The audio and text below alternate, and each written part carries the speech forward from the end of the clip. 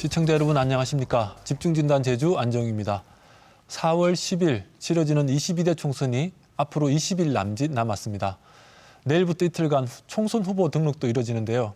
집중진단 제주, 오늘은 각 정당의 상황은 어떤지, 도내 현안에 대한 후보자들의 의견은 어떤지 핵심 내용만 모아서 점검해 보겠습니다. 토론에 앞서 오늘 함께 하실 분들 먼저 소개해 드리겠습니다. 강철남 제주도의회 의원 함께 하셨습니다. 네, 안녕하십니까. 네, 의원 현재 민주당 도당에서 어떤 역할을 맡고 계십니까? 예, 저는 제주시 갑 군대림 캠프의 대변인 겸 총괄 유세단장을 맡고 있습니다. 제주시 갑 지역의 대변인 유세 총괄 단장 맡고 예. 계시다는 말씀이시고요. 네, 그리고 다음으로 김한국 제주도의회 의원 함께 하셨습니다. 네, 반갑습니다. 네, 의원님은 국민의힘 도당에서 어떤 역할을 맡고 계십니까? 네, 지금 현재 제주도당 위원장 직무 대행을 맡고 있습니다. 어쨌든 지금 국민의힘 제주도 전체의 상을 총괄하고 계신 예, 것이다. 맞습니다. 네, 알겠습니다. 그리고 현혜자 녹색정의당 제주도당 공동선대본부장 함께 하셨습니다. 네, 반갑습니다. 현혜자입니다. 네, 녹색정의당은 벌써 이게 선대본이 다 구성되었나 봐요. 네, 제주도당은 뭐 작년부터 일찌감치 차려서 뛰어왔고요. 중앙당로 이제 지난 16일자로 전국적인 이제 선본 다 꾸렸습니다. 그렇군요. 네, 끝으로 고재일 제주팟닷컴 기자 함께 하셨습니다. 네, 안녕하십니까. 네, 기자님 반갑습니다. 오늘 현장의 목소리 많이 전해주시길 부탁드리겠습니다. 네, 열심히 해보도록 하겠습니다. 알겠습니다. 그럼 지금부터 이 총선 21일 남겨놓고 제주 선거 어떻게 우리가 진단할 수 있을지 전망해볼지 지금 토론 시작해보도록 하겠습니다. 먼저 당내 분위기부터 한번 파악을 해볼까요? 더불어민주당 같은 경우는 제주시을 같은 경우는 지금 재선 후보, 그리고 서귀포 같은 경우는 3선 후보, 그리고 제주시 갑은 초선 도전인데 제주시 갑 같은 경우가 경선 과정에서 좀 이렇게 언론에 많이 좀 비춰지곤 했었는데 이 제주시 갑 같은 경우 원팀 가능성 어떻게 보고 계십니까? 예, 뭐 특이사항이 없이 잘 진행될 것 같고요. 우리 더불어민주당에서는 뭐 여론조사에 일희일비하지 말고 또는 그 중앙정치 상황에 기대지 않고 네. 22대 총선에 압승하기 위한 어떤 긍정적 에너지가 아주 충만하다. 뭐 그렇게 요약해서 말씀드릴 수 있겠습니다. 예. 지금 뭐 제가 한마디로 정리하면 완벽한 원팀이 꾸려졌다. 그렇습니다. 예, 일단 뭐 도의원 중심으로 해서 각 지역구별로 이렇게 달 꾸려져서 지금 운영이 되고 있고요. 또 발표를 도당 차원에서 24일 날 선대위를 전부 다 발표할 예정입니다. 네, 21일 되면 선대위 전체 윤곽이 나온다는 말씀이시고요. 예. 그럼 국민의힘 한번 살펴볼까요? 민주당과 다르게 세 지역구 모두 정치 신인 이번에 도전을 하게 됐습니다. 예. 네, 그래서 근데 좀 제주시 갑 지역 같은 경우는 민주당과 마찬가지로 조금 이렇게 우리가 지금 새로 후보가 발표된 지 한 열흘 정도밖에 안 됐죠. 예. 그러면서 조금 이렇게 당 내외적으로 계속 말들이 조금 나오고 있는데 현재 분위기는 좀 어떤지요? 일단 갑 같은 경우는 젊습니다. 네. 지금 40대고요. 그리고 을도 그렇고 서귀포 지역도 그렇고 정치 신인이기 때문에 아마 열정도 있고요. 네. 패기도 있고 그리고 무엇보다도 우리 이번 국민의힘이 총선을 치르면서 네. 여러 가지 제주도가 그동안 20년, 24년 동안 이제 민주당이 어찌 보면 독점을 해왔던 네. 그런 국회의원 선거가 우리 국민의힘 후보들이 경쟁력이 있도록 그리고 그런 일에 최선을 다할 수 있도록 저 역시도 열심히 노력하겠다는 말씀드리겠습니다. 네, 지금 민주당 같은 경우는 원팀 구성되었다 이렇게 말씀을 하셨는데 예. 지금 국민의힘 같은 경우 어떻습니까? 제가 맡은 그 도당위원장 직무대행 이 역할 중에 하나도 우리 단일화가 굉장히 중요한 내용입니다. 그래서 저도 그런 노력을 해왔고 또 앞으로 이제 후보 등록을 하기 전까지 최대한 그 부분에 대해서 노력할 생각이라고 말씀드리겠습니다. 후보 등록 전에 원팀을 마무리해 보겠다. 이렇게 그게 좀, 그래야 되고요. 네네. 또 그게 또 저한테 주어진 소명이라고 저는 생각합니다. 알겠습니다. 그럼 녹색정의당으로 한번 가볼까요? 네. 녹색정의당 같은 경우 지금 제주시 을에 지금 후보가 나갔고 비례 후보로 도당 위원장을 하셨던 분이 지금 기호 5번을 받은 거죠? 맞습니다. 예, 그래서 두 명 다 여성 후보가 좀 특이한 점인데요. 지금 전망은 어떻습니까? 예, 저희 녹색 정의당은 이번 총선을 준비하면서 네. 우리 한국 사회에 지금의 자본주의 한국 사회가 가져왔던 수많은 문제들, 그로 인해 파생됐던 여러 가지 난제들, 위기들이 굉장히 심각하다고 봤고요. 그것을 극복할 수 있는 정책 비전, 국가 비전을 만드는데 한 1년여 가까이 수많은 과정을 거쳐서 만들어냈습니다. 그것을 국민에게 약속하고 또한 이번 선거는 윤석열 정권이 이제 등장한 이후에 수많은 민생과 또 여러 가지 우리 사회의 뭐 통일의 문제랄지 그다음에 뭐 이렇게 환경 문제랄지 이런 문제 또 노동자 농어민들 관련된 수많은 어려움을 국민에게 안겨줬다고 생각하기 때문에 윤석열 정권을 반드시 심판해야 되는 선거로 준비하고 있고요. 네. 후보들은 을 지역에 정말 강순화 후보는 50대 초반이고요. 본인 스스로가 비정규직 노동자로 또 아이 엄마로 이 나라의 수많은 노동자들의 삶을 살아온 분입니다. 작년부터 정말 열일 다 하면서 다시 한번 이제 진보 정의당 유일하게 남은 진보 정당 녹색 정의당의 후보로 당당하게 뛰고 있다는 말씀드리고요. 네, 알겠습니다. 네, 그러면 우리 고재일 기자님 같은 경우는 이 세 당의 상황 다 보고 계실 거고 또 무소속 후보까지 보고 계실 건데 내일부터 이제 후보 등록이지 않습니까? 네네. 이변은 없을 건지 어떻게 보시는지요? 일단은 그 지난 과정이 후보 단일화의 과정이었다라고 생각을 해볼 때 네. 역시 뭐 후보 등록 이후에도 뭐 좀 상황을 지켜봐야겠습니다만은 후보 단일화 과정에서도 굉장히 이때까지 선거에서 좀 볼 수 없었던 좀 그런 좀 이변 같은 상황들이 좀 많이 있었던 것 같습니다.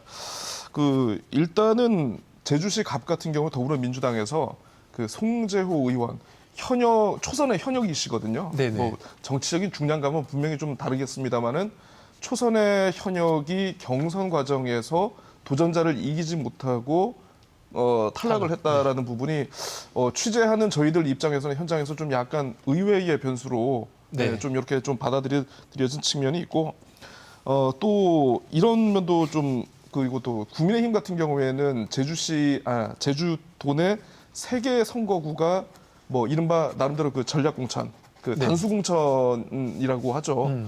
그 대상 지역이었음에도 불구하고 이 좀 진행 과정에서 좀 약간 매끄럽지 못한 부분이 좀 분명히 있었던 것 같다 이런 생각이 들고 있습니다. 근데 그 저희가 이제 그 녹화일이 오늘 이제 19일이고 이게 방송이 이제 내일 되는데 오늘 오후에 또 이제 그 전략공천에 반발해서 국민의힘을 탈당 그리고 무소속 출마 완주를 선언했던 김영진 예비후보의 기자회견이 오늘 오후에 지금 잡혀 있습니다. 그래서 아마 지금 뭐 좀 지켜봐야겠습니다만은 본선 완주를 할 가능성이 좀 줄어들고 있는 그런 상황이 아닌가. 이렇게 점점 다시 한번 본 후보 등록을 앞두고 이렇게 좀 정리가 되는 모습 그런 보이고 있지 않나 이런 생각이 봅니다. 네, 이제 후보 등록하기 시작하면 이제 좀 정리가 될 것이다 이렇게 좀 보시는 것 같고요. 그럼 이게 뭐 선거할 때마다 늘 묻는 겁니다. 당선될 건지 말 건지. 그러면 선거 뛰는 입장에서는 늘 다 당선된다고 생각하고 뛰는 거죠. 네, 그러면 우선 짧게 이 몇 석을 좀 예상하시는지 우선은 민주당부터 한번 들어볼까요? 예, 저희 당에서는 뭐 이렇게 현장 분위기라든지 뭐 여론조사, 판세 이런 걸 전체적으로 볼 때 뭐 도민들이 충분히 판단하실 거라고 믿고요. 일단 뭐 제주시 갑이나 을은 상당히 우위에 있어서 석권을 예상하고 있고요. 서귀포도 최선을 다하고 있고 미세하게 우위가 있기 때문에 저희 도당 입장에서는 3석 전부 다 얻을 수 있지 않을까 판단하고 마지막까지 열심히 하겠습니다. 예. 알겠습니다. 민주당에서는 3석 다 다시 가지고 올 수 있다 이렇게 말씀하시는 거 국민의힘에서는 어떻게 보십니까? 우리 강철남 의원님 굉장히 여유 있는 말씀하시는데 쉽지 않을 겁니다. 저희 같은 경우는 지금 뭐 여론조사에서는 좀 밀리고 있는 게 사실이지만 아까도 고재일 기자님 말씀하셨지만 제주시 갑 같은 경우에는 여러 가지 경선 과정에서의 도덕성 문제 그리고 우리 후보 같은 경우도 이제 단일화를 해야 네. 그런 어찌 보면 예상을 할 수 있기 때문에 일단은 저희도 단일화를 해야 되고 또 갑 같은 경우에 그런 도덕성 논란이 있기 때문에 제가 충분히 가능성이 있다고 보고요. 또 서귀포 같은 경우도 그동안 위성곤 의원이 재선을 하면서 특히 제2공항 같은 경우에 굉장히 스탠스가 애매했고 최근에 이제 찬성한다는 표현을 했지만 네. 서귀포 시민들이 여론은 굉장히 싸늘합니다. 그래서 저희는 최소 2석 그리고 그 예세를 몰아서 을까지 네. 그래서 저희도 3석이 목표라는 말씀드리겠습니다. 세석이 목표인데 2석은 여유 있다. 이 예. 정도로 좀 이해하면 되겠습니까? 예. 녹색정의당 어떻게 보십니까? 네, 저희 일찌감치 선거 준비해와온 강순하 후보 이렇게 선전하고 있습니다. 저 인지도가 좀 낮은 상태로 출발했는데요. 인지도도 많이 높아졌고 지지율도 출발보다는 2배 이상 거의 3배 가까우게 다가가고 있다고 생각을 하고 있습니다. 그리고 김호김 후보 비례 농민 전략 명부로 네. 5번을 받았는데요. 저희 녹색정의당은 2년 순환제를 도입해서 후보들에게 이렇게 2년 후에 승계하는 서약을 받고 이제 출마를 했어요. 네. 그래서 김호김 후보의 경우는 녹색정의당이 5%만 받는다면 국회의원 역할을 충분히 할 수 있는 기회가 얻게 되는 후보입니다. 우리 제주도 입장에서는 3명의 국회의원이라는 한계 때문에 국회에서 제대로 역할을 제주도를 위해서 많이 못할 수밖에 없었는데요. 3+1 해서 제주도민들에게 또 제주도를 위해서 우리 녹색정의당이 더 큰 일 할 수 있게 해주실 수 있으면 너무 좋겠고요. 그렇게 네. 간절히 요청하고 이번 당선 확실하다고 말씀드리고 싶습니다. 네. 그러니까 지금 녹색정의당 같은 경우는 비례 3번까지 되면 6번까지가 국회에 난다 이런 말씀이신 거죠? 그렇죠. 네, 알겠습니다. 우리 고재일 기자님 보시기 지금 세 분 다 당선되면 국회는 3명밖에 없는데 지금 7명 정도 돼야 될 것 같은데 이거 어떻게 됩니까? 그래도 저 세 분 모두가 이제 당에 소속되신 분들이다 보니까 네. 자당의 입장이고 이제 요런 게 있겠죠. 예. 충분히 이해합니다. 뭐 근데 다만 이제 제가 봤을 때 이제 세개 선거구를 보면은 제주시 갑과 서귀포시 같은 경우에는 이제 예를 들어서 제가 아까도 말씀드렸습니다만은 무소속 김영진 예비 후보가 사퇴를 할 경우에는 선거 구도가 민주당과 국민의힘과 민주당 딱 정말 이제 맞대결 구도가 되기 때문에 네. 아마 양당의 지지층이 거의 뭐 총력전을 펼치지 않을까라는 그런 생각을 하고 있습니다. 그러니까 51대 49 싸움이 2개 선거구에서는 아마 재현되지 않을까라는 그런 생각 보이고 있고요. 그러니까 제주시 갑과 서귀포시가 이번 선거에서 좀 경합을 벌일 것이다. 이렇게 네네네, 보시는 그렇죠. 거죠? 이제 특히나 네. 이제 서귀포시 같은 경우에는 이제 아까도 말씀을 드렸습니다만은 국민의힘 후보 단일화 과정에서 제주시 갑만큼의 어떤 그런 충돌이라든가 굉장히 파열음 같은 게 상대적으로 없이 네. 좀 조용히 이루어졌거든요. 그러니까 고기철 후보 입장에서는 위성곤 후보에 대한 추격의 모멘텀을 지금 잘 잡으면은 아마 남아있는 본선까지 아마 좀 해볼 만한 선거가 아닐까라는 그런 생각을 또 해보고 있습니다. 네, 알겠습니다. 그러면 일단 고 기자님이 이번 총선에 좀 관전할 포인트는 제주시과 서귀포시다 이런 정도로 우리가 좀 뭐 거의 뭐 기자분들도 다 그렇게 보고 있는 것 같습니다. 네, 알겠습니다. 그러면 이제 조금 다른 얘기로 총선이라는 것이 지역에서의 활동도 굉장히 중요하지만 어쨌든 국회 활동이라는 것이 전국적인 활동이지 않습니까? 그러다 보니까 중앙당의 역할도 굉장히 중요한 선거인데 중앙당에서 제주 지역 지원은 좀 어떻게 하고 있는지 좀 궁금한데요. 우선 네, 강철남 의원님. 예, 우리 당에서는 뭐 이번 주 중 전체 공천 작업이 마무리됩니다. 그리고 이미 중앙선대위가 꾸려져 있어서 이해찬, 김부겸 총리 그리고 이재명 당대표를 중심으로 해서 꾸려져서 이미 활동 중이고요. 아마 경합 지역이나 뭐 열세 지역 중심으로 해서 이재명 대표 중심으로 이미 이 지원을 하고 있습니다. 그래서 네. 우리 제주 같은 경우에도 제주 방문 이재명 대표의 제주 방문이 예정돼 있고요. 또 중앙당 차원에서의 지원 계획도 마련되고 있는 걸로 알고 있습니다. 그리고 우리 연예인 지원단이 있습니다. 뭐 구마적으로 유명했던 이원종 배우라든지 그리고 국민이나 도민들에게 잘 알려진 뭐 이탄인 국회의원, 용해인 의원 이렇게 해서 우리 일정을 조율 중이고요.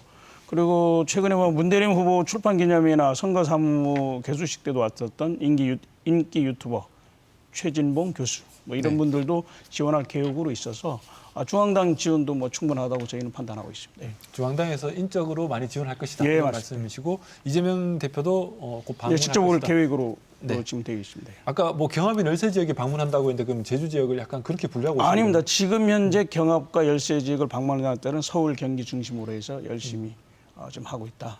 그렇게 하고 예, 제주도는 이해하시면 그냥 되겠습니다. 이제 일상적으로 방문하는 거다. 선거 운동이 두립탄 이후에 아마 방문하는 방문할 것이다. 예정입니다. 예.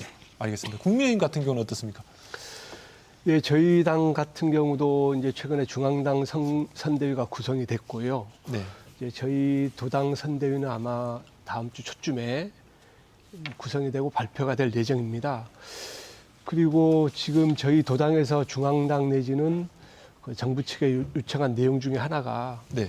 우리 4월 3일에 이제 대통령께서 직접 내려오셔서 네. 4.3과 관련된 여러 가지 도민들 그리고 유족분들께 긍정적인 메시지를 좀 주시고 또 특히 한동훈 비대위원장께서 지금 전국 순회 방문을 하고 있지만 저희가 요청한 내용은 3월 달 내에 한번 좀 와주셨으면 하고 또 4월 3일 그 4.3 국가 추념 행사 때도 오시고 그리고 마지막으로 이제 선거를 앞두고 한 번 더 우리 한동훈 비대위원장님이 오셨으면 하는 요청을 했었습니다. 그리고 우리 중앙당에서 또 긍정적인 메시지를 줬기 때문에 뭐 제주도당에서도 열심히 이제 선거 활동하겠지만 우리 중앙당에서 또 전폭적인 지지를 해줄 거라고 믿고 있고 또 그렇게 또 해주시기를 바라고 있기 때문에 앞으로 선거 판세는 우리 중앙당에서 얼만큼 관심을 갖고 그렇죠. 지원을 하는가 그리고 또 우리 제주도당에서 후보들과 같이 뭐 죽기 아니면 까무라치기로 그런 열정을 갖고 할 생각이라고 말씀드리겠습니다. 네, 그러면 그냥 이 윤석열 대통령 같은 경우는 원래 4.3 행사는 참여할 가능성이 높다 이렇게 볼 수 있는 겁니까? 그래야 되고요. 그건 근데 또- 된다는 것은 주장이시고 가능성은 어떻게 보시는지? 왜냐하면 이제 대통령께서 오셔야 되는 게 후보 시절에는 왔었습니다. 그렇죠. 그리고 작년에 이제 국정 현안 때문에 못 오셨는데 그때 그 후보자 시절에 말씀하셨던 내용이 도민들도 기억하고 유족분들도 기억하고 있기 때문에 저는 이번에는 간곡하게 와주시라고 요청했고 또 저는 와주셔야 된다고 그래야 이번 총선이 그 갑도 그렇고 을도 그렇고 서귀포도 그렇고 우리 유권자의 민심을 다시 한번 잡을 수 있지 않나 특히 우리 4.3 유족분들에게 다시 한번 저희가 호소를 하고 뭐 정부 차원의 여러 가지 지지 그리고 약속을 할 수 있지 않나 그런 말씀 드리겠습니다. 네, 그럼 말씀대로 하면 이번에 윤석열 대통령의 4.3 추념식 참여 가능성이 굉장히 높다 이렇게 좀 생각을 해보겠습니다. 그렇게 생각하고 있습니다. 네, 그 녹색정의당은 어떻습니까? 네, 그 녹색정의당은 당 대표님께서 훨씬 한 10일 전에 오셔가지고 기자회견도 하고 녹색정의당이 더 새롭게 더 혁신하면서 이번 총선을 통해서 네. 그것을 진정성 있게 국민들에게 만들고 또 보여드리고 이러겠다는 말씀하시고 가셨고요. 저희 녹색정의당은 중앙당의 지원이라는 것이 진보정당답게 어떤 진보 정치의 어떤 가치와 비전 그리고 그것을 실제 이제 선대본을 구성하는 부분에서 잘 알 수 있습니다. 녹색으로 정의롭게 미래 본부라는 명칭으로 중앙 선대본이 꾸려졌고요. 거기에 한국 사회의 소외 또는 정치적으로 배제되어 있는 각계 부문과 분야를 대변하기 위해서 예를 들면 기후생태본부, 노동평등본부, 농어민본부, 뭐 성평등본부, 여성본부 이런 식으로 각계 부문과 분야의 우리 국민들을 대변할 수 있는 그런 선본 체계로 꾸렸고요. 거기에 선대본부장들은 바로 그 분야에서 세워진 비례 후보들로 다 세워서 전국적으로 이런 분들의 힘과 지지를 모아나가는 그런 전략으로 뛰고 있다고 말씀드리겠습니다. 이것이 가장 저희는 중앙당이 진보정당답게 선본을 꾸려서 제대로 총선을 승리로 이끌겠다는 그러한 선물이고 의지라고 말씀드리겠습니다. 네, 녹색정의당은 정책 선거에 좀 더 집중하겠다 이렇게 좀 이해하면 되겠습니다. 그렇죠? 그렇습니다. 네, 알겠습니다. 그러면 이게 지금 현 시점의 선거라는 것이 윤석열 대통령이 취임하고 약 2년 정도 되는 시점이기 때문에 모든 사람이 약간 중간 평가적 성격이다 이렇게 좀 많이들 이해를 하고 있는데요. 이 윤석열 정부의 어떤 대통령 지지율이라든지 정권 평가라는 것에 이번 총선에 굉장히 영향을 미칠 것이다라는 것이 대체적인 분석입니다. 우리 고재일 기자님, 예, 예. 우선 먼저 이런 윤석열 정부에 대한 중간 평가 성격이 가진 이번 총선이 어느 정도 이 정권 평가에 영향을 미칠 것이라고 보는지요, 제주 지역에서? 네. 특히나 이제 제주 같은 경우에 아까 이제 김한국 의원님께서도 말씀을 해주셨습니다만 이제 4.3 추념식, 그러니까 보수 정권의 대통령으로서 처음으로 참석해 주시길 바라는 그런 목소리가 도민 사회에 굉장히 여야 할 것 없이 이렇게 나오고 있거든요. 네. 사실 일단 조금 지켜봐야겠습니다만은 지난해 추념식 같은 경우에는 대통령께서 추념식 참석보다 그 시간대에 뭐 프로야구 시구 현장에 있었다라는 그런 측면이 도민들한테 알려지면서 좀 약간 굉장히 좀 섭섭함을 느끼신 분들이 좀 많았던 것 같습니다. 그거 말고도 또 뭐 관광청 신설 뭐 공약이라든가 또 지난해 예산 과정, 그러니까 뭐 예산 편성 과정에서 뭐 해녀 예산 뭐 전액 삭감, 또 이제 최근에 지금 뭐 지역 순회 민생 토론회들 이렇게 지금 하고 있는데 제주만 이게 지금 빠졌죠. 빠져 있거든요. 네네. 그래서 전반적으로 봤을 때는 아마 지역의 민심이 정부가 너무 제주라는 지역을 홀대하는 것 아니냐라는 이런 분위기들이 좀 정서적으로 좀 높은 것 같고요. 또 이제 도민들께서는 아무래도 지역의 이슈도 분명히 중요하게 보십니다만은 전국적인 이슈, 최근에 이제 뭐 그 이종섭 전 국방부 장관의 그 호주 대사 임명이라든가 네. 또 그 뭐 대통령실 주요 인사의 그 회칼 테러 발언, 네. 이런 것들이 전체적으로 묶어지면서 굉장히 여권에 좀 약간 안 좋은 일들이 좀 약간 일련의 뭐 이렇게 일들이 발생하고 있지 않은가, 크게 나름대로 작용하리라 이렇게 생각을 하고 있습니다. 네, 지금 바로 이제 국민의힘 관련된 얘기를 많이 하셨으니까 김한국 의원님 바로 말씀해 주실까요? 네. 우리 고재일 기자님께서 아주 혹평을 해주셨는데 뭐 대통령의 그 국정 운영과 관련해서 뭐 물론 지지율도 나오고 평가도 있겠습니다만 저는 제주도만 국한해서 봤을 때 아마 그 민생 토론회 같은 경우도 아마 잡힐 가능성도 높습니다. 그리고 그 4.3 국가 추념일 때 오실 수 있는 그런 여지도 분명히 있고요. 그럼에도 불구하고 저는 어떤 말씀 드리고 싶냐면 이번 선거는 대통령이 하는 선거가 아닙니다. 네. 각 정당에서 하는 선거이기 때문에 물론 대통령의 평가는 어느 정도 이제 정권 심판이냐 아니면 여당에 힘을 실어주느냐에 대한 중간 평가는 맞지만 저는 당대당의 그 선거라고 보기 때문에 네. 그 우리 한동훈 비대위원장께서 주는 메시지가 분명하거든요. 지금 정부와도 어느 정도 각을 세우고 있고 최근에 또 논란이 됐던 여러 가지 그 공천과 관련된 그리고 정무수석과 관련된 호주 대사와 관련된 부분도 굉장히 그 정부와 이제 날선 비판을 하고 있기 때문에 네. 이런 부분들이 저는 오히려 윤석열 그 대통령의 평가에 대한 부분보다 우리 한동훈 비대위원장이 지금 하는 행보가 굉장히 서민적이고요. 네. 또 지금까지 봐하지 못했던 그 정치인의 그 언어 구술 이런 면에 대해서 굉장히 동료 시민이라든지 아니면 뭐 함께 가면 길이 됩니다라든지 이런 그 말씀 자체가 우리 도민들 그리고 유권자로 하여금 많은 호응을 얻기 때문에 저는 윤석열 정부의 비판보다는 우리 당 차원에서 얼만큼 제주도에 대한 관심과 지원이 필요한가 이 부분이 저는 이번 총선의 그 열쇠가 아닌가 그런 생각하고 있습니다. 네. 중간 평가는 분명히 맞을 수 있지만 그보다는 이 총선이라는 것은 당 대 당의 선거다. 예. 당과 당의 정책으로 봐달라 이런 말씀이신 것 같고요. 강칠남 의원님 어떻습니까?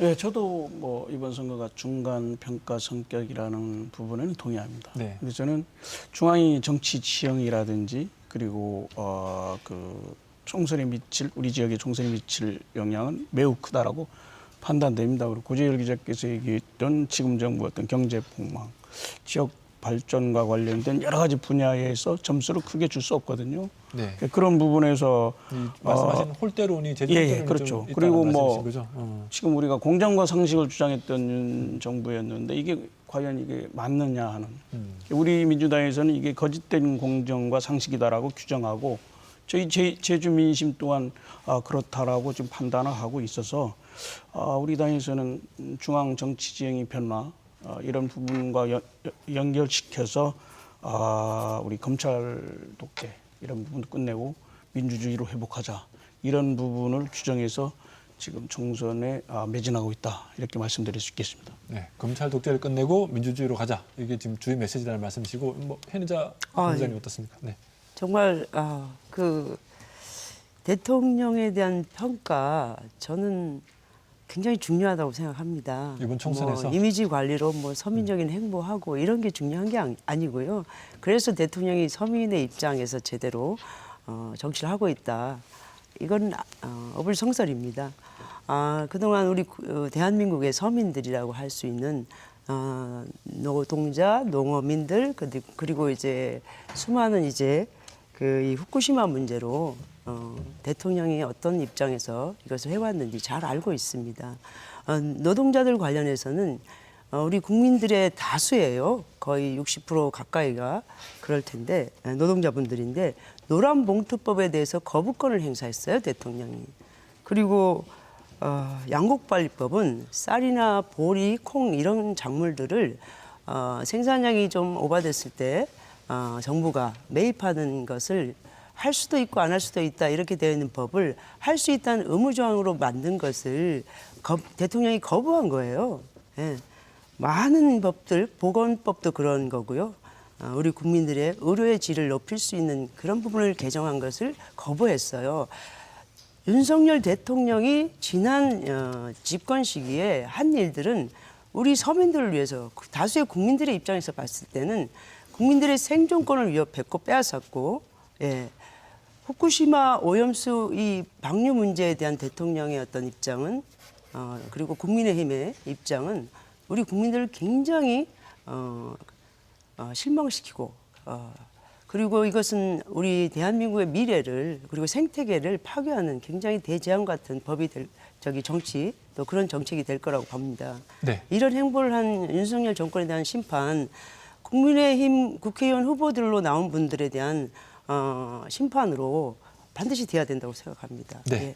이번 선거는 명백한 정권 심판이다. 네. 정확하게 드러났다. 지금까지 농민 노동자들을 소외하고 무시해왔던 평가를 받을 것이다라는 말씀이신데요. 어쨌든 선거 결과를 지켜보면서 한번 더 판단해 보도록 하고요.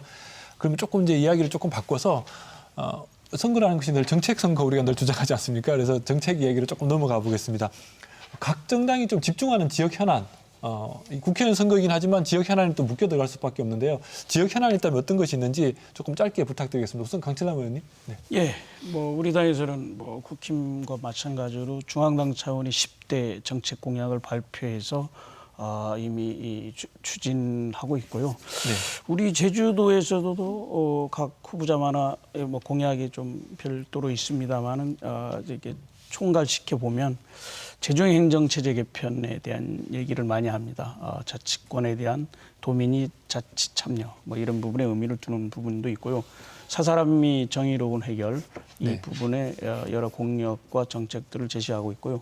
그다음 지역 경제 활성화를 위해서 어떻게 할 것인가. 이 세 가지로 추려서 말씀할 수 있다고 보입니다. 예. 네. 지금 제일 관심사인 오영훈 도정이 추진하고 있는 행정체제 개편 그리고 4.3의 정의로운 해결, 지역경제 활성화 이렇게 예, 세 맞습니다. 가지가 주요 관심사다 이렇게 말씀해 주셨고 국민의힘 같은 경우는 어떻습니까? 예, 물론 민주당이나 저희 당이나 큰 틀에서는 비슷합니다. 그럼에도 불구하고 행정체제 개편 같은 경우는 도민들이 그렇게 반응이 썩 그렇게 호의적이진 않거든요. 다만 오영훈 지사께서 이제 밀어붙인 그런 공약 중에 하나라서 저희 당 같은 경우는 지금 뭐 제2공항과 관련된 여러 가지 기본계획 고시 그리고 윤석열 대통령이 약속했던 관광청 신설에 대한 부분 그리고 지금도 많이 이제 성과를 내고 있고 최근에 이제 법 통과가 됐던 4.3 특별법과 관련해서 이제 완전한 해결 내지는 보상 그리고 명예 회복 그리고 최근에 이제 1차 산업 내지는 여러 가지 물류와 관련해서 이제 해상 물류비 관련한 여러 가지 뭐 정책들이 답보 상태에 있습니다. 그래서 이 부분에 대해서 이제 다시 한번 재추진할 것이고 더불어서 이제 해상 운송공사를 설립해서 물류비와 관련해서는 이제 중앙정부의 지금 통제를 안 받고 자체적으로 이제 운영할 수 있는 그런 근거를 마련하기 위한 그런 정책에도 노력하고 있다는 말씀드리겠습니다. 네, 국민의힘 같은 경우는 제2공항 기본고시 예. 하도록 하고 그리고 관광청 신설, 예. 4.3 특별법의 개정을 통한 완전한 해결. 예. 거기다 덧붙여서 해상 물류비를 좀 부담을 들어주는 정책을 추진하겠다 이렇게 한 4가지 정도 말씀해 주셨는데요. 녹색정의당은 어떻습니까? 네, 녹색정의당은 뭐 계속 일관성 있게 그 건설의 필요성과 타당성이 부족하고 또 사라졌다고까지 저 개인적으로 판단하는 이 제2공항 문제 이걸 가장 크게 이제 보고 있고요. 두 번째는 뭐 태생부터 저는 이제 문제가 있었다고 봅니다. 국제자유도시를 제주로 만들겠다라고 하는 차원에서 제주를 대한민국 최초의 특별자치도로 만들었거든요. 제가 국회에 있을 때 전 이 법을 반대하는데 다 걸었던 적이 있는데요. 이 특별법에 이 제주를 그렇게 세운 것은 그 명분은 좋지만 결국은 국제적인 글로벌 자본들과 물류 중심의 제주로 가겠다는 그런 목표였거든요. 그렇게 봤을 때 저는 그거에 맞는 행정체제 개편이 그때 이루어진 거예요. 그래서 도지사의 막강한 권력으로 그러한 방향과 목표로 제주도가 가게끔 만들어가게끔 하기 위해서 도지사한테 그렇게 권력을 줬던 거거든요. 그리고 그로 인해서 발생된 도민의 입장에서의 도의 산업의 입장에서는 굉장히 많은 문제와 어려움을 만들어내고 있어요. 예. 그래서 이건 태생부터 원천적으로 제주 도민의 입장에서, 제주 경제의 입장에서, 제주 산업의 입장에서 네. 만들어진 것이 아니다라는 생각을 갖고 있어서 이 문제가 있고 마지막으로 이제 4.3 관련인데요. 4.3을 계속 폄하하고 있는 어떤 그런 흐름이 있죠. 예, 그렇고 왜곡이 현재 제대로 이렇게 밝혀지지 않는 이 과제가 남아있는 이 4.3 문제 이렇게 3개 들고 있습니다. 네, 알겠습니다. 제2공항을 어쨌든 저지를 하겠다. 그리고 국제자유도시를 기본으로 한 특별법을 개정하겠다. 그리고 4.3 폄훼나 이런 부분들에 대해서 좀 제대로 역사를 정리하겠다. 이렇게 3가지 정도 말씀드렸는데. 예, 맞습니다. 네, 이 세 분이 공이 말씀하시는 게 4.3이 다 똑같이 들어가 있습니다. 네. 아마 제주 선거에서 가장 많이 좀 관심 가진 게 4.3이지 않을까 싶은데 고재일 기자님은 이번에 4.3 관련돼서 각 정당들이 말씀하시거나 내세우는 부분들을 보면서 혹시 또 첨가할 말씀 있으신지요? 그러니까 4.3에 대해서 이렇게 뭐 공약이라든가 정당별 후보별 스탠스를 보면은요. 사실 큰 차이는 없다 해도 무방한 것 같습니다. 근데 다만 이게 이 정치적인 범위를 우리가 지역 내로 볼 것이냐 아니면 전국적으로 볼 것이냐 따라 가지고 약간의 온도차가 있는 것 같더라고요. 그러니까 최근에 이제 그 대전 서구갑 네. 그 조수연 후보의 과거 발언이 어쨌든 논란이 지역사회에서 논란이 네. 돼가지고 유족회 등 관련 단체가 이렇게 반발하기도 했었는데 그 항상 보면은 이 과거 발언에 대한 제대로 된 사과 그리고 어떤 정치권의 이 조치 없이 가끔 이렇게 넘어가는 경우가 이때까지 종종 있었습니다. 그래서 그 특히나 이제 그 보수 정당 같은 경우에는 한동훈 비대위원장이 이제 법무부 장관 할 때 그 이 직권재심의 범위를 과거 군사재판에서 민간 재판 일반 재판까지 확대를 하는 등 네. 나름대로 굉장히 전향적인 조치를 많이 했었는데 그걸 어떻게 보면 좀 이 진정성을 좀 더 보일 수 있는 방법이 없을까? 국민의힘이 좀 한번 좀 고민을 해봤으면 좀 좋지 않을까 좀 싶고요. 어쨌든 뭐 정책도 그렇고 동선도 그렇고 정치인의 발언도 그렇고 저는 타이밍이 중요하다 생각하거든요. 네. 그 타이밍이 지금 됐다. 예. 네, 일단 4.3에 관련해서 집권 여당이 좀 더 선명하게 보여줄 정책들이 도민을 움직일 것이다. 이런 정도로 좀 정리를 하면 될 것 같고 그러면은 우리가 몇 가지 주제를 조금 더 얘기를 해야 되는데 시간이 많지 않아서 우선은 가장 KBS에서도 조사를 했었지만 총선 의제를 선정해봤는데 도민들이 가장 관심 있는 분야 중에 하나가 제2공항입니다. 쭉 앞에도 좀 얘기가 나왔었지만 그래서 제2공항 관련해서 조금 얘기를 하고 다른 주제로 좀 넘어가도록 할게요. 제2공항에 대해서 지금 민주당 같은 경우는 위성군 후보 같은 경우는 찬성한다고 얘기를 했고 지금 제주시 가빈을 같은 경우는 좀 분명하게 나오지는 않았었는데 도당 입장은 좀 정리된지도 궁금합니다. 예, 이 부분에 대해서 우리 뭐 도민들이 가장 관심도 있고 아주 오래된 지역이 큰 현안이라는 데 인식을 같이 하고 있습니다. 그래서 우리 후보 3분이 또는 도당에서는 결론부터 얘기하면 반대가 아닙니다. 반대가 아니다. 네, 반대가 아니다. 다만 약간의 차이가 있을 부분이고 그 공통된 맥락을 보면 공항 확충 필요성은 당연히 인정하고 공감하다. 네. 다만 이 부분에서 도민 갈등을 최소화하자. 그리고 도민의 이익을 극대화하자. 그리고 투명한 정보 공개와 협의체를 구성하자. 이런 식의 부분에서 의의를 두는 거고, 그리고 예로 들어서 유성권 의원이 뭐 이렇게 서귀포에서 찬성하는 입장을 지금 보이고 있습니다만은 도민 갈등을 최소화하자. 그리고 그 전에 약간 논란이 됐던 그래도 군사기지는 안 된다. 네. 이런 부분에 의미를 둬서 이렇게 이해를 하시면 쉬울 것 같습니다. 예. 네. 민주당도 지금까지 반대를 했던 건 아니다. 공항 확충은 필요하다. 하지만 그렇죠. 그 추진 과정에서의 투명성이 가장 큰 맞습니다. 관점이다라는 예. 말씀이시고요. 김한국 의원님 어떻습니까? 저는 강철남 의원님께 하나 질문하고 싶은 게 네. 반대는 아니다. 그렇죠. 그러면 찬성입니까? 찬성이죠. 예, 유성권 의원이 지역구 국회의원에서 찬성을 하고 있습니다. 그리고 문대림 후보는요. 예.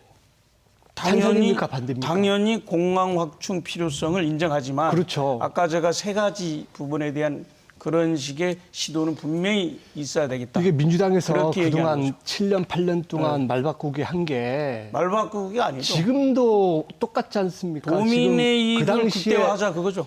2015년도에 제2공항 발표할 때 분명히 유성곤 의원이 어정쩡한 스탠스를 했고 찬성 반대에서 아까 말씀하신 내용을 그대로 했거든요. 근데 지금은 찬성이라고는 하지만 지금은 지금은 저는 새 찬성이라고 후보를 하지만 우선 말씀 듣고 좀 인정하는 진행하겠습니다. 네. 그렇죠. 네네. 그동안 도민 갈등은 민주당에서 저는 했다고 보는 게 이번 같이 찬성이라고 한 전제 조건에서 뭐 갈등 해소는 좋습니다. 근데 그동안은 그런 얘기를 안 했거든요. 최근에야 위성군 의원도 이제 총선 시점이 다가오니 이제 그동안 찬성이든 반대든 입장 표명을 안 하다가 최근에 찬성했고요. 또 문대림 후보 같은 경우도 지금 말도 안 되는 얘기를 하고 있거든요. 과거 2012년도, 16년도 서귀포 총선 그리고 18년도 도지사 선거할 때는 분명히 찬성이라고 했었습니다. 근데 최근에는 현 공항과 관련된 인프라 확충에는 찬성을 하지만 제2공항은 반대라고 하는 메시지를 분명히 줬거든요. 이 취지를 보더라도 지금 갑쪽에 있는 공항소음 피해 지역 주민들은 현 공항 확충에 대해서는 굉장히 반발이 심하고 반대입니다. 이런 부분들을 봤을 때 위성군 의원의 그동안 발언에 관련된 부분 그리고 지금 현재 문대림 후보의 발언을 보면 4.3과 관련해서도 그렇고 제2공항 관련해서도 그렇고 물론 4.3과 관련해서는 저희 당하고 비슷한 맥락이지만 제2공항 관련된 발언들은 굉장히 오락가락하는 발언들을 했기 때문에 이참에 분명히 찬성 반대를 먼저 말씀하시고 그다음 갈등 해소는 두 번째라는 말씀을 분명히 드리겠습니다. 지금까지 주장해 왔던 게 크게 달라질 건 없고요. 아닙니다. 이게 도민의 뜻이죠, 도민의 뜻. 지금 그러니까 여론조사 도민의 이제까지 뜻이라는 나와서 게 어땠습니까? 서귀포를 지역으로 그렇기 중심으로 한 때문에 거하고 지금까지 두 분만 전체 지금 중심. 시간을 많이 네. 네네. 당연히 계신데요. 다르죠. 네네. 두 분 논쟁 저도 좀 들어가도 되겠습니까? 네네, 드리고 말씀해 싶은 주십시오. 말씀 있어요. 예. 저도 이제 이 제2공항을 추진해야 되겠다고 이제 일관되게 입장을 가져왔던 국민의힘에 참 유감입니다. 과연 작년에 다시 한번 이제 이 전략환경평가가 실시됐고 그 결과가 보도가 됐는데 그렇게 나와 있어요.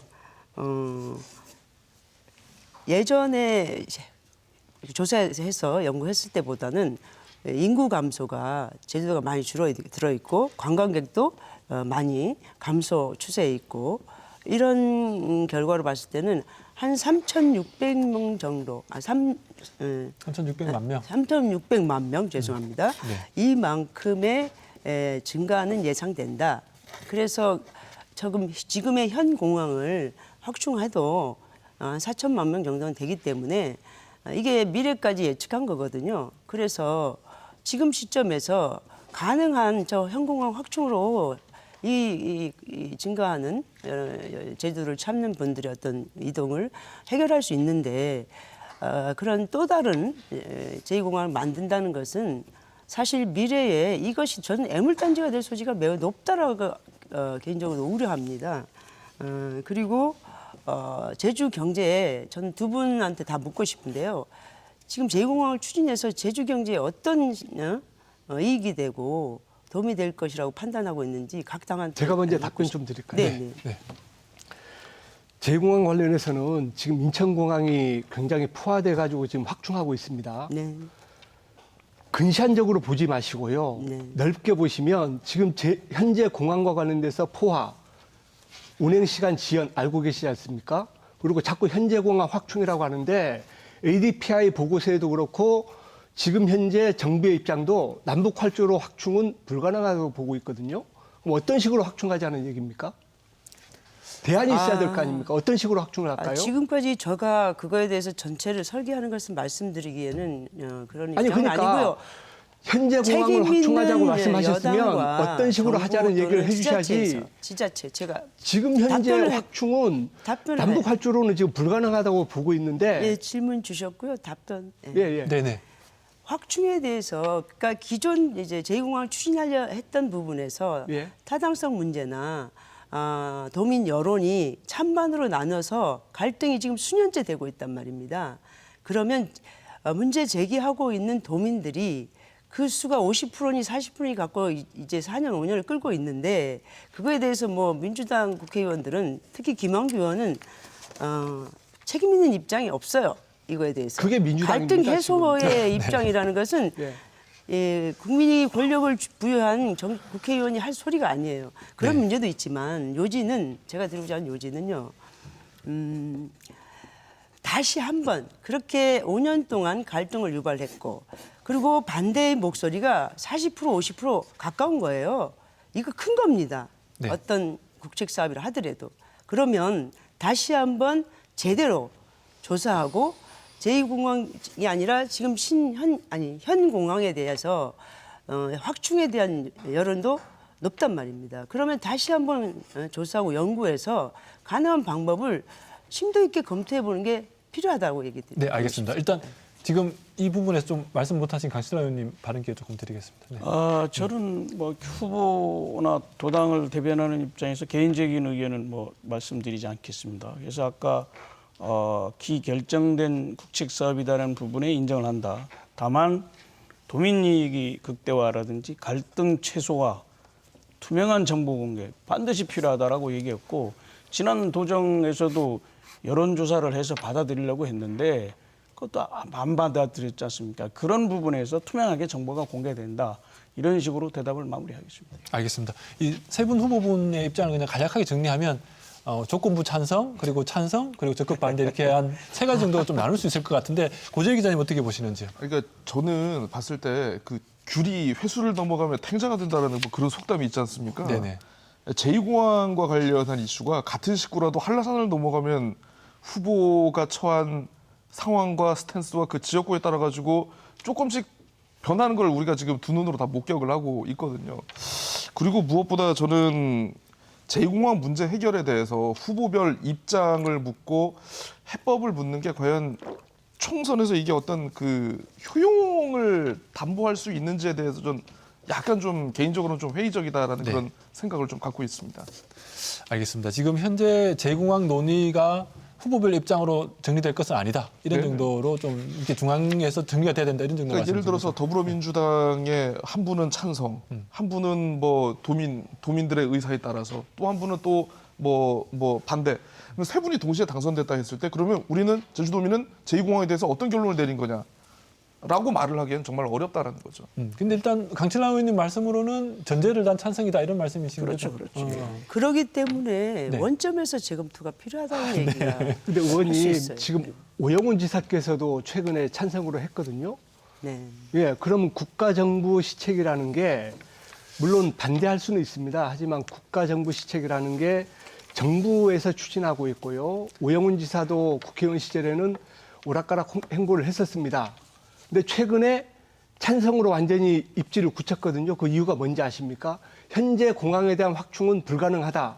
이게 전제 조건이었습니다. 그래서 네. 그걸 자꾸 도민사회에 반대 단체에서 근거 있게 말씀하시는 그런 객관적으로, 현재 네. 공항 확충이라는 부분은 네, 알겠습니다. 정부에서 할 수 없다는 결론을 내렸기 때문에 그렇게 그리고요 나온 거예요. 네. 딱 하나만 네네. 이렇게 국책사업은 바꿀 수 없다? 아닙니다. 그건 아닙니다. 바꿀 수 있어요. 네, 바꿀 수 있죠. 알겠습니다. 국회의원들이 그걸 하고자 국회의원 하는 거 아닙니까? 그래서 알겠습니다. 8년 동안 갈등이 생긴 거 아닙니까? 재공항 문제 관련해서는 우선은 제가 아까 지금 나온 의견 정도로 좀 정리를 하도록 하겠습니다. 네. 일단 찬성, 반대, 전제 조건이든 찬성 이렇게 세 당의 입장을 확인하는 정도로 얘기를 하고 이후에 아마 다양한 토론이 있을 걸로 좀 예상이 됩니다. 그러면 오늘 토론을 조금 더 하고 싶었지만 지금 시간이 다 돼서 좀 마무리해야 될 것 같아요. 그래서 짧게, 정말 짧게 30초 정도 이내로 마무리 말씀 부탁드리고 마치도록 하겠습니다. 먼저 강칠남 의원님. 예, 이번 총선과 맞물려가지고 도민들에게 마지막으로 이렇게 호소드리고 싶습니다. 지금까지 도민들의 선택은 늘 옳았다고 보입니다. 뭐 총선, 대선, 지방선거의 도민들의 선택은 항상 옳았습니다. 제주도민들이 현명합니다. 현명한 제주도민의 4월 10일의 선택은 아름다운 선택이 되었으면 하는 큰 바람을 가지고 도민들께 마지막으로 선택을 부탁드리겠습니다. 고맙습니다. 김한국 의원님. 예, 국민의힘 그동안 잘못했습니다.